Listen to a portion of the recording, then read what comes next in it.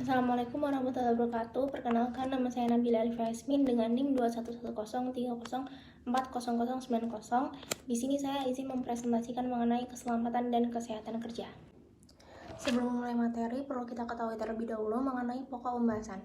Jadi pokok pembahasan pada presentasi kali ini, yang pertama ada pengertian keselamatan kerja, lalu yang kedua ada prinsip-prinsip, yang ketiga ada maksud dan tujuan, lalu yang keempat ada kewajiban para pihak, yang kelima ada ruang lingkup keselamatan dan kesehatan kerja, dan yang terakhir ada program jaminan sosial tenaga kerja Indonesia. Jadi kita mulai yang pertama mengenai pengertian. Pengertian keselamatan kerja merupakan keseluruhan kondisi keselamatan yang bebas dari risiko kecelakaan serta kerusakan di tempat kerja yang mencakup mengenai kondisi bangunan, kondisi mesin, dan peralatan keselamatan. Keselamatan kerja memiliki sifat yaitu sasarannya adalah lingkungan kerja dan bersifat teknik. Pengistilahan keselamatan dan kesehatan kerja bermacam-macam. Ada yang menyebutkan higien perusahaan dan kesehatan kerja Hiperkes, dan ada yang hanya disingkat K3. Selanjutnya mengenai prinsip-prinsip, menurut Sutrisno dan Ruspuadi, prinsip keselamatan dan kesehatan kerja meliputi aspek higien, aspek sanitasi, dan aspek lingkungan kerja. Yang pertama ada aspek sanitasi, meliputi pengadaan air bersih, pengadaan tempat sampah, merawat dan menyimpan peralatan, serta penataan lingkungan. Lalu yang kedua ada aspek higien, meliputi kesehatan dan kebersihan pribadi, makanan, minuman, serta pakaian. Dan yang terakhir ada aspek lingkungan kerja, meliputi pengantisipasi penyebab penyakit maupun kondisi fisik di lingkungan kerja, kondisi kimia, kondisi biologi, dan kondisi psikologi kerja. Baik, selanjutnya mengenai maksud dan tujuan keselamatan kerja. Jadi maksud dan tujuan keselamatan kerja itu merupakan bebas dari kecelakaan pada saat bekerja di tempat kerja. Hal ini menjadi hal yang krusial karena merupakan hal yang penting dalam kelangsungan bekerja bagi pekerja.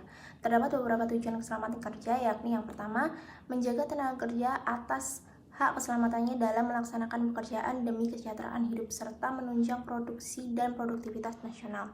Lalu yang kedua ada memberikan jaminan keselamatan setiap orang lain yang berada di tempat kerja. Lalu yang ketiga ada sumber produksi dipelihara dan digunakan secara aman dan efisien.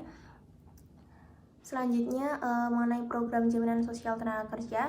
Pada tahun 1992 pemerintah disertai dengan persetujuan Dewan Perwakilan Rakyat mengesahkan UU nomor 3 tahun 1992 tentang jaminan sosial tenaga kerja. Dan saat ini Indonesia menggunakan Undang-Undang nomor 40 tahun 2004 tentang Sistem Jaminan Sosial Nasional. Sejak berlakunya Undang-Undang nomor 40 2004 menentukan bahwa Badan Penyelenggaraan Jaminan Sosial harus dibentuk dengan undang-undang, sehingga Badan Penyelenggaraan Jaminan Sosial yang ada dan dinyatakan sebagai Badan Penyelenggaraan Jaminan Sosial menurut undang-undang ini meliputi yang pertama, perusahaan perseroan atau Persero Jaminan Sosial Tenaga Kerja Jamsostek. Lalu yang kedua ada perusahaan perseroan atau Persero Dana Tabungan dan Asuransi Pegawai Negeri Taspen. Yang ketiga ada perusahaan perseroan atau Persero Asuransi Sosial Angkatan Bersenjata Republik Indonesia ASAPRI. Lalu yang terakhir perusahaan perseroan Persero Asuransi Kesehatan Indonesia ASKES. Selanjutnya kewajiban para pihak. Kewajiban para pihak tercantum pada bab V111 Kewajiban dan Hak Tenaga Kerja pasal 12 Undang-Undang Nomor 1 Tahun 1970 tentang keselamatan dan kesehatan kerja dengan peraturan perundangan diatur kewajiban dan atau hak tenaga kerja untuk yang pertama memberikan keterangan yang benar bila dimintai oleh pegawai pengawas dan atau ahli keselamatan kerja. Lalu yang kedua ada memakai alat-alat perlindungan diri yang diwajibkan. Lalu yang ketiga ada memenuhi dan mentaati semua syarat-syarat keselamatan dan kesehatan kerja yang diwajibkan.